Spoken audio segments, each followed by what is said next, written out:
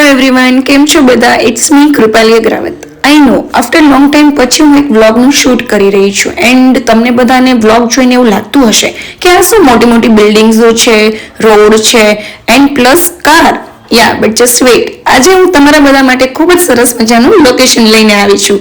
સો આટલું બધું ટ્રાવેલિંગ કરીને હું બહુ જ બોર થઈ ગઈ હતી, તો વિચાર્યું કે ચલો થોડુંક સિંગિંગ કરીએ.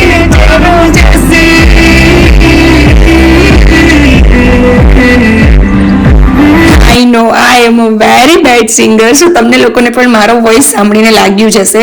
So it's okay guys, इतना तो चलता है. So finally wait is over. Yes, I am in the Gir.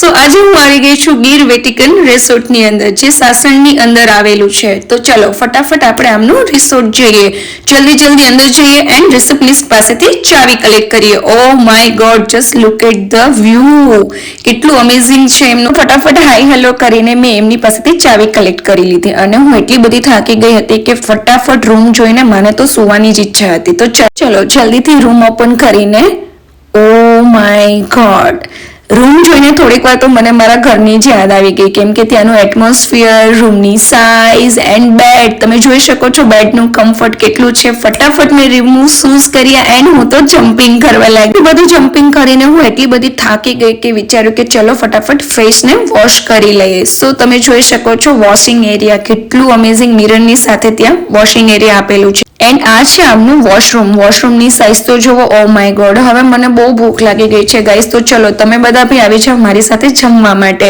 તમે જોઈ શકો છો અહીં કેટલું બધું કાઠિયાવાડી ફૂડ અવેલેબલ છે અને એકદમ હેલ્ધી એન્ડ ટેસ્ટી, આપણા ઘર જેવું જ. રોટલી, ભાખરી, બાજરાના રોટલા, ભરેલા રીંગણા બટેકાનું શાક, ડુંગળી ગાંઠિયાનું શાક. એન્ડ હા, આ લોકોની સૌથી વધારે સારી બાબત એ છે કે જ્યારે પણ તમે તમારા ફેમિલી સાથે અહીં સ્ટે કરવા આવો છો તો તમારી ચોઈસનું બી ફૂડ્સ એ લોકો આપણને બનાવી આપે છે.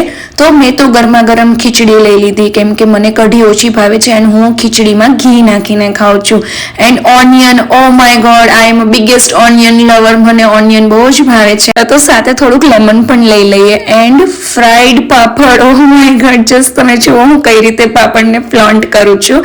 એન્ડ હા, આપણા કાઠિયાવાડમાં રાત્રે જમવાની સાથે દહીં, દૂધ, અધરવાઇઝ છાશ તો જોઈએ જ. તો ચલો હવે મારાથી તો વેઇટ થતું નથી, હું જલ્દી બેસીને જમવા બેસી જાઉં છું અને જમીને ટેસ્ટ કરીને તમને કહું છું કે મને અહીંનું ફૂડ પ્રોપર કેવું લાગ્યું, કે આમાંથી અમને આપણે કેટલાક રેટિંગ આપી શકીએ છીએ. સો ગાઈસ, તમે નહીં માનો, મેં બાજરાના રોટલાની સાથે જ્યારે ભરેલા રીંગણા બટેકાનું શાક ખાધું, ઓ માય ગોડ, લિટરલી મને પ્રોપર આપણો ગુજરાતી કાઠિયાવાડી જે ટેસ્ટ હોય ને એ જ ટેસ્ટ મળ્યો છે. સો અગેન હું મોર્નિંગમાં આવી ગઈ છું બ્રેકફાસ્ટ માટે. તમને લોકોને લાગતું હશે કે આ શું આખો દિવસ જમ્યા જ કરે છે? યસ, કેમ કે આ લોકોનું ફૂડ જ એટલું સરસ છે કે સવારના પોરમાં તમને પૌવા બટેકા, ગરમા ગરમ બટર ભાખરી, ચા, કોફી, દૂધ, આચાર એન્ડ સાથે ખાખરા પણ અવેલેબલ હતા. હું તો મસ્ત મજાનો બ્રેકફાસ્ટ કરીને આવી ગઈ છું હિંચકા ખાવા માટે. તમે પણ જ્યારે તમારા ફેમિલી સાથે કે તમારા ફ્રેન્ડ્સ લોકો સાથે અહીં આવો છો તો તમને પૂરતું લોકેશન એન્જોય કરવા માટે મળી રહેશે. તો ચલો હવે આપણે જઈએ નેક્સ્ટ લોકેશન ઉપર. આઈ નો આમાંથી ઘણા બધાને ખબર હશે કે આ લોકેશન ક્યાંનું છે. શું જેને ખબર છે પ્લીઝ આ લોકેશન જોઈને કમેન્ટ્સ કરવાનું ન ભૂલતા કે આ વોટરફોલ કઈ જગ્યાએ આવેલું છે. And guys, just look at the view. આ વોટરફોલ જોઈને મને તો મનને એટલું શાંતિ અને પીસફુલ થઈ રહ્યું હતું કે વાત જ જવા દ્યો. તો ચલો ફટાફટ મેં તો આ લોકેશન જોઈને રીલ્સ બનાવવાનું સ્ટાર્ટ કરી દીધું છે. તમે જોઈ શકો છો, ઓ માય ગોડ, હું તો બહુ જ ફ્લોન્ટ કરી રહી છું. તમે જોઈ શકો છો કે આ લોકેશન જ એટલું ફાઇન છે કે અલગ જ વાઇબ આવે છે. ગાઈસ, તો તમે બધા બી જ્યારે પણ તમારા ફેમિલી ફ્રેન્ડ સાથે અહીં સાસણગીરની મુલાકાતે આવો છો તો પ્લીઝ હું તમને બધાને રિક્વેસ્ટ કરું છું કે એક વખત તમે લોકો ગીર વેટિકન રિસોર્ટની મુલાકાત જરૂર લ્યો.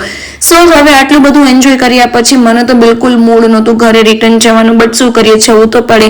સો ગાઈસ, તમને બધાને હું હજી એક વખત કહું છું કે તમે બધા જ્યારે પણ સાસણગીરની અંદર આવો ત્યારે પ્લીઝ તમે એક વખત વિઝિટ કરજો ગીર વેટિકન રિસોર્ટની, જેનું લોકેશન, કોન્ટેક્ટ નંબર હું નીચે ડિસ્ક્રિપ્શન લિંકમાં આપું છું. Thank you so much. Have a nice day.